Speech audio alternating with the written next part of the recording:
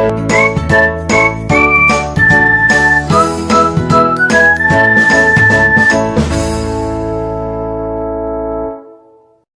warahmatullahi wabarakatuh. Baiklah, nama saya Wahyu Putri Indah Lestari, NIM 1820201102. Saya dari Universitas Islam Negeri Raden Fata Palembang. Saya akan berbicara tentang kurikulum dengan narasumber saya, Ibu Anggi Fadailida, selaku guru Madrasah Ibtidaiyah. Baiklah, langsung saja Bu. Menurut Ibu, selaku wali kelas, masih adakah guru di Indonesia yang kegiatan pembelajarannya masih mengacu pada KTSP? Ada proses pembelajaran saat ini?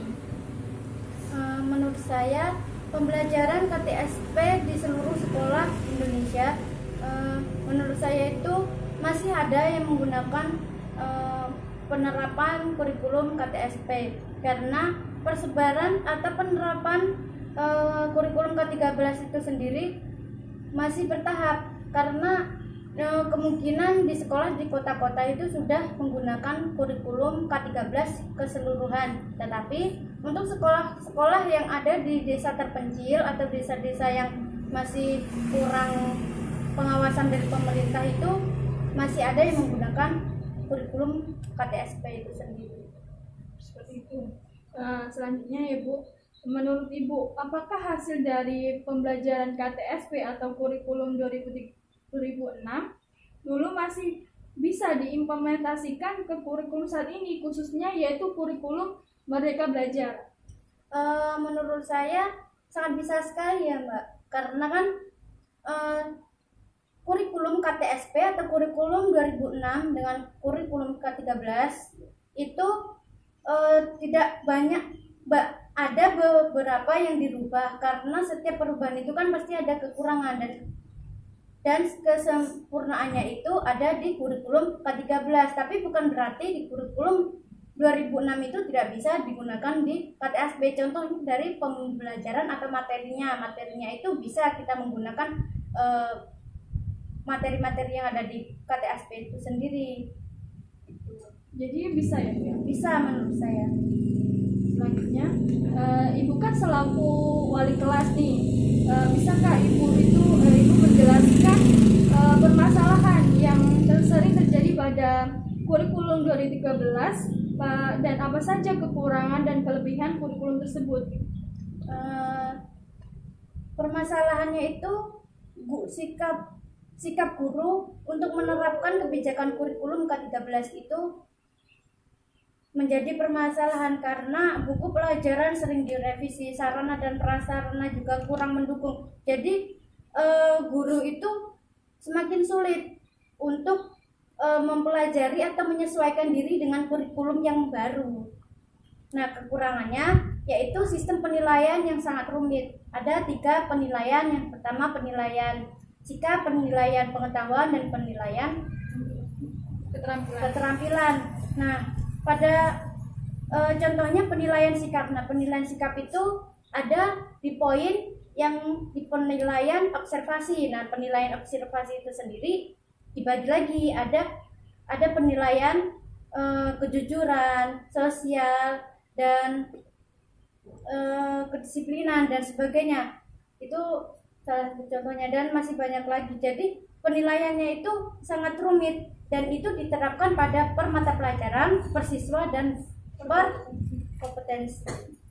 Nah, sedangkan kelebihannya sendiri apa Bu? Kelebihan dari kurikulum 2013 tersebut? Kelebihannya, guru itu hanya menjadi fasilitator untuk siswa.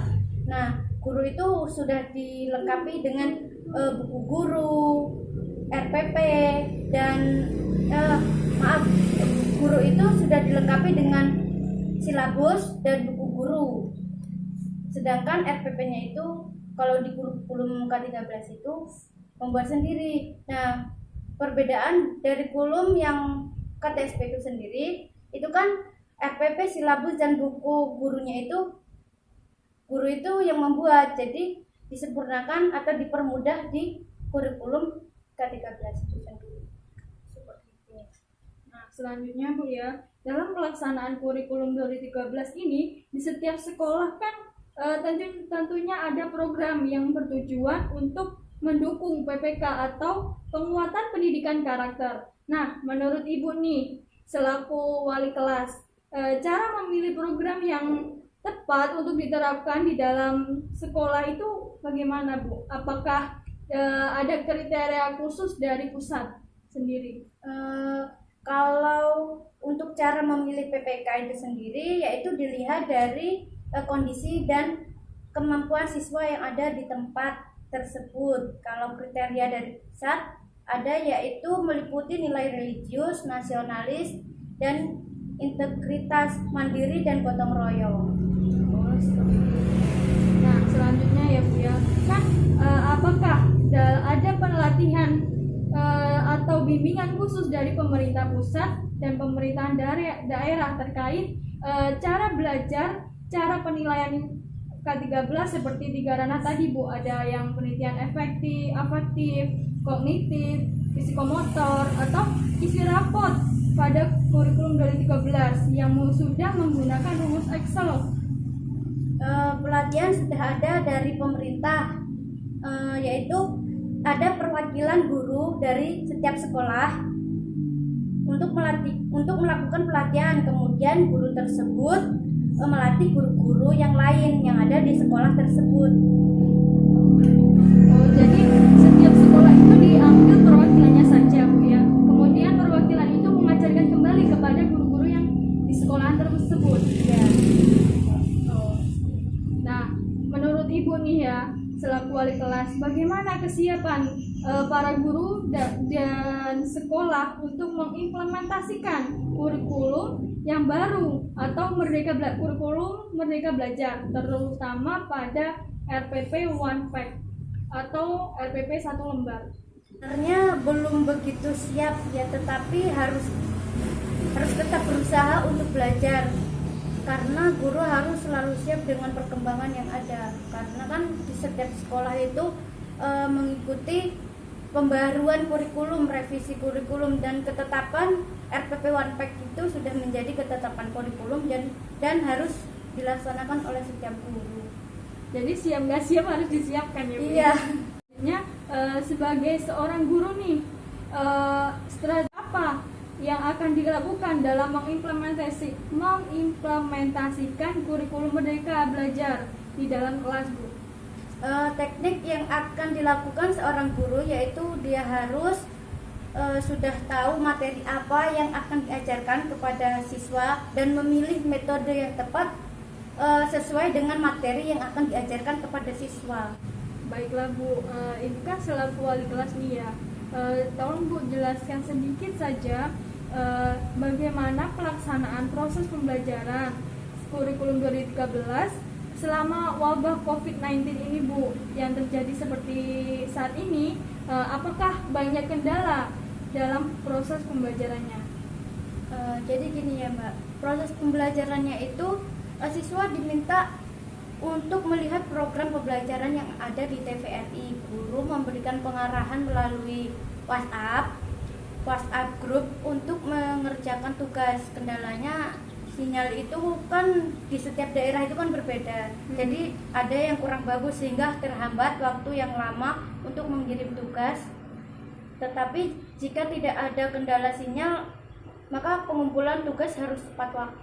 Menurut Ibu sendiri nih, pembuatan atau penyusunan RPP lebih mudah mana dan lebih praktis mana, antara RPP KTSP atau kurikulum 2006, kurikulum 2013, atau Merdeka Belajar, One Pack atau 1 halaman? Menurut saya lebih mudah yang One Pack itu ya, karena kan lebih efektif dan efisien, tidak terlalu banyak isi, karena kan hanya 1 lembar. RPP-nya itu menggunakan 1 halaman. Jadi tidak terlalu ribet ya Bu ya? Iya. Nah, selanjutnya Bu ya, menurut sumber yang saya cari, konsep pembelajaran Merdeka Belajar ini USBN akan diganti dengan ujian atau asesmen yang diselenggarakan hanya oleh sekolah. Ujian untuk menilai kompetensi siswa dapat dilakukan dalam bentuk tes tertulis. dan bentuk penilaian lain yang lebih komprehensif seperti portofolio, penugasan seperti tugas kelompok, karya tulis, dan sebagainya. Apakah itu efektif menurut Ibu? Menurut saya sangat efektif ya Mbak, karena guru yang lebih tahu kondisi keadaan siswa dan bagaimana kemampuan siswa dalam menerima pelajaran itu sendiri. Jadi menurut saya itu sangat efektif. Jadi kesimpulannya yaitu masih ada beberapa sekolah yang masih menerapkan KTSP karena penerapan kurikulum 2013 ini juga masih bertahap.